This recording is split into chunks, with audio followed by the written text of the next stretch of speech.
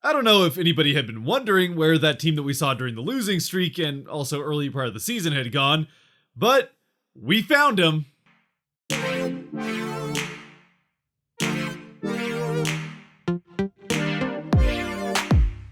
What's cracking, everybody, and welcome to Kraken R&R, where nothing went right for the Seattle Kraken. And yeah, I mean nothing. I mean, there's all sorts of ways you can lose a hockey game, but just to name a few broad strokes, there's bad defense, bad offense, shaky goaltending, bad puck luck, and just losing to a better team. And somehow tonight, of those, the Kraken managed to have all of them. And as a result, they end up losing this one 6-1 to the Pittsburgh Penguins in a game that we can only hope is a one-off going forward. Pre-game, there actually is some good news in the fact that Eberle and Schwartz are back and in the lineup, as well as Will Borgen, so now we're just waiting on Yarncroke to come off of IR, as well as Drieger, and Gio still on the COVID-19 list. So coming into the game, the Kraken are coming off of the best stretch of games that they've had all season, with points in 6 of the last 7, 5 of those being wins, and 4 of them being wins against some of the best teams in the NHL.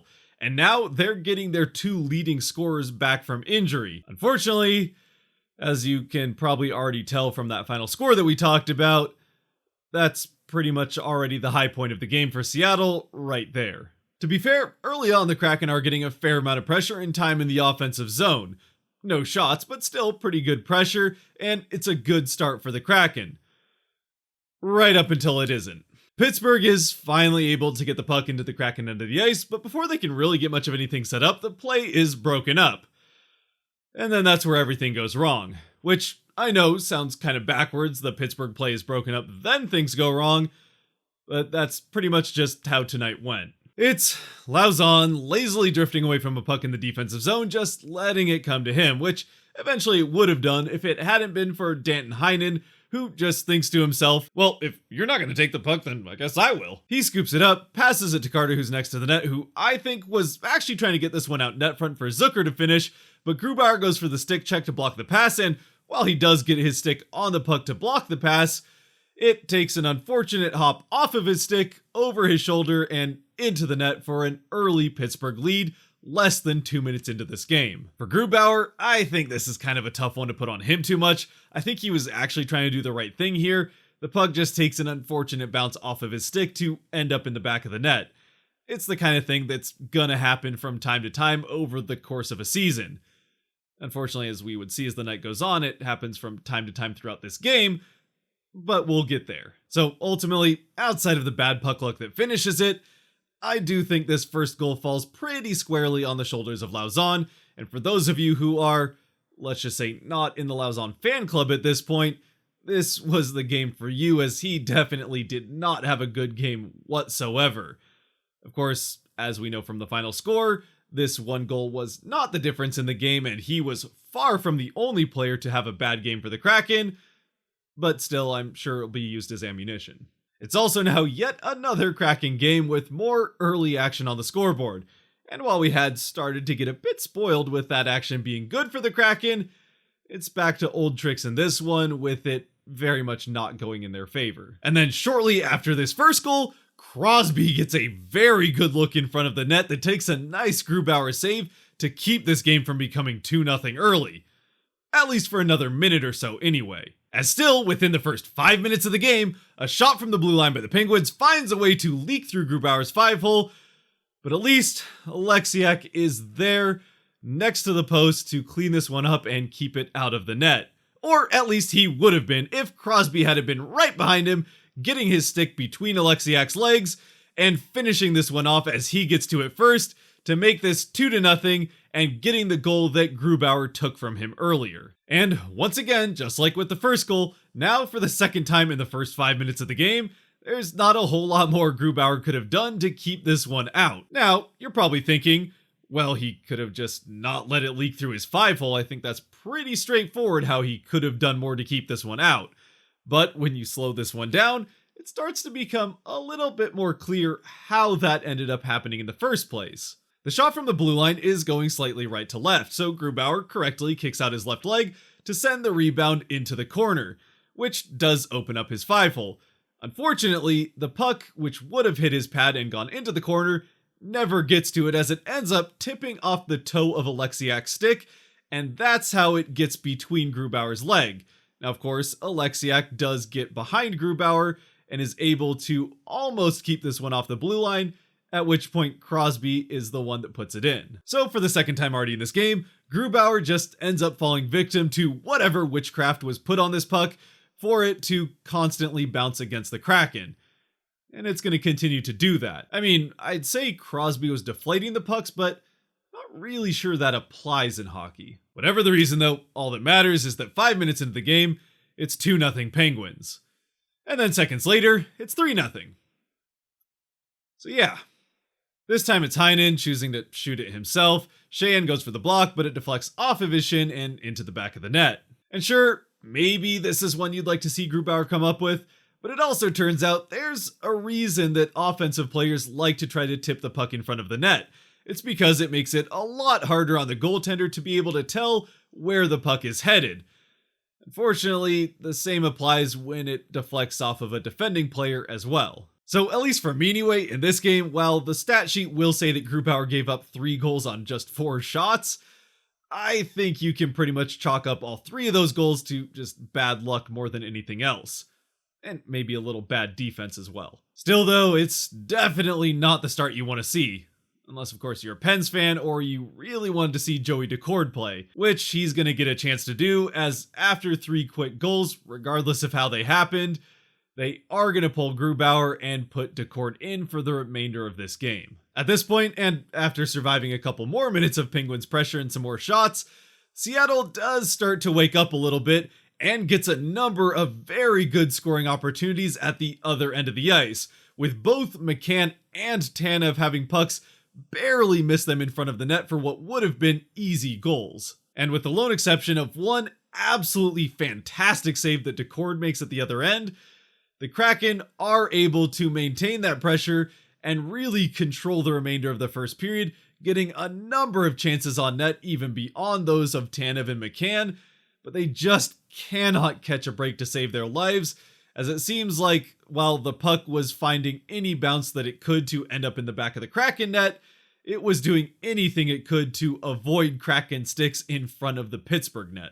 Okay, I suppose I should also probably mention that at one point Daccord does almost quite literally hand Pittsburgh another goal, but he managed to recover from that, so we'll just focus on the save. At the beginning of the second period, the Kraken pretty much pick up where they left off in the first, continuing to create good scoring opportunities and get offensive zone pressure, but just can't quite connect on that one last pass to set up an easy goal. Or at least not up until about 4 minutes into the second period, when Schwartz, taking the puck into the offensive zone, gets tripped, which will put the ref's hand in the air, but it doesn't end up mattering because from his knees, he finds Eberle, who gets the puck up to Wimberg, crashing the net, and at the last possible second, he drops it back for Eberle. This pass does connect, and Eberle buries it into the mostly open net. It's now 3-1 Kraken, and starting to feel like there might be some life left in this game, and for Eberle and Schwartz, right back on the scoring sheet in their first game back from injury. And shortly after the goal, Seattle gets on the power play, so yeah, things could be starting to turn around here.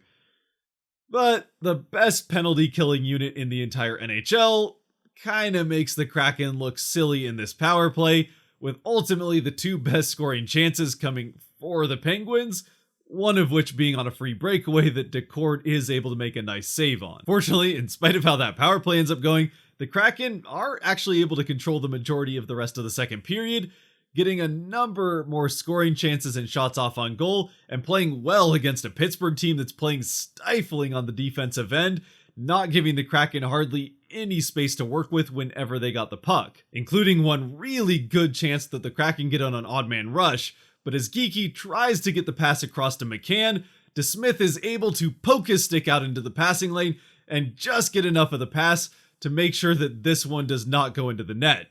It doesn't go down as a save for DeSmith, but it might as well be. And with McCann being the one that gets robbed on this one, both he and Tanev, both of whom playing on the same line tonight against their old team, had a number of grade A scoring opportunities, getting into good scoring positions, but both of them getting robbed with the puck just not able to find their stick when they were in those spots. And then, as we get to the last 2 minutes of the second period, this is where things start to fall apart. again. With just a minute and a half left in the second period, Rodriguez and Gensel get on a 2-on-1 breakaway. Their pass is able to get through. It's Rodriguez to Gensel, who beats Decord, and it's 4-1 Penguins. And then after the ensuing faceoff, just seconds later, it's another odd man breakaway for the Penguins, this time a 3-on-1, and this time it's Jeff Carter who converts his second of the game with just over a minute left in the second period. Early in the third, Tanev does get a couple more net front chances, but like I just said, nothing was going to go his or McCann's way in this one in their revenge game. And then going the other way, it's another breakdown from Lauzon as he lets a man get past him for a free breakaway on Decord, which fortunately Decord is able to make the save on. Not that it really matters at this point because it's still 5-1 against the Penguins, who's already a hard enough team to come back on, but still. And again, Lauzon really not having a particularly good game, though again, he was far from the only problem tonight, and it is coming off of having a good game for him against Edmonton. So yeah, kind of a flip of the script here. Meanwhile, for Decord, he's able to follow up this save on a free breakaway with another save shortly after on a 2-on-1 breakaway.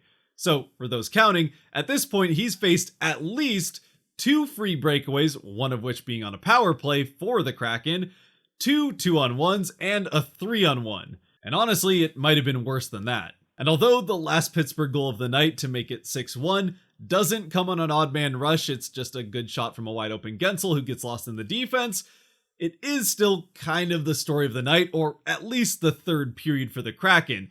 As really, this third period is hardly even worth talking about past this point.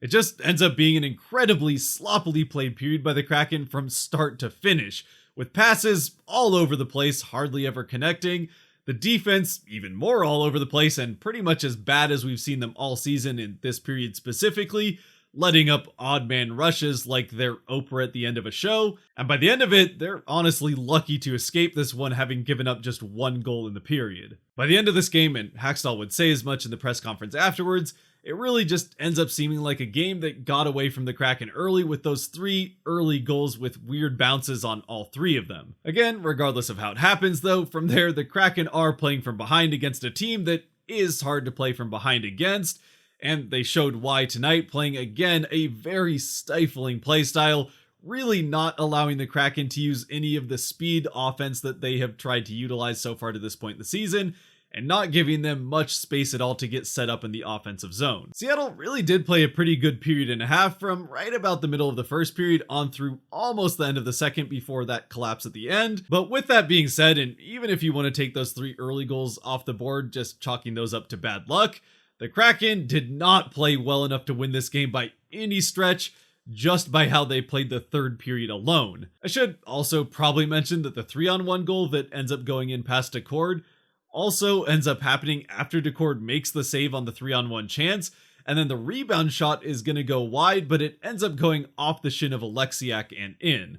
That's a 4th goal that ends up going off of a Kraken player and into the goal. So some games it might seem like it's the refs who are against you, and other games it seems like it's the puck. In this game, the puck definitely seemed like it was from Pittsburgh. I thought Decord had a pretty good game, except for maybe that last goal that he lets in, and also a couple of times that he made questionable plays on the puck, but neither of those did end up costing him, and he did also have a number of good saves on odd man breakaways that the Kraken really just can't be allowing those chances against him, or at the very least, certainly not as many as they did. Eberle and Borgen also both had pretty good nights, but when you lose 6-1, it's not really a good night for anyone. As we do finally wrap things up though, with this having already gone longer than it should have for a game like this, hopefully this is just a one-off bad game for the Kraken, but with them, especially in the third period, starting to look a lot like that team we saw during the losing streak and early part of the season, I think there's reason to be a little bit concerned that this could potentially turn into another trend in that direction, rather than the positive direction that we had seen over the last 7 games. But we'll just have to wait to find out what they're able to do in the next one on Thursday against the Winnipeg Jets. Until then, feel free to let me know down in the comment section whether you think this is just a one-off for the Kraken, and they'll get back to the winning ways in the one against Winnipeg, or if you're also worried that this could potentially be the start of another long stretch for Kraken fans. Otherwise, if you've made it to this point, thank you very much for getting here. If you did like or enjoy this video, there are buttons for that kind of stuff down below that help the channel, so I'd appreciate you using them. And until next time, stay safe out there, be good to each other, and go Kraken.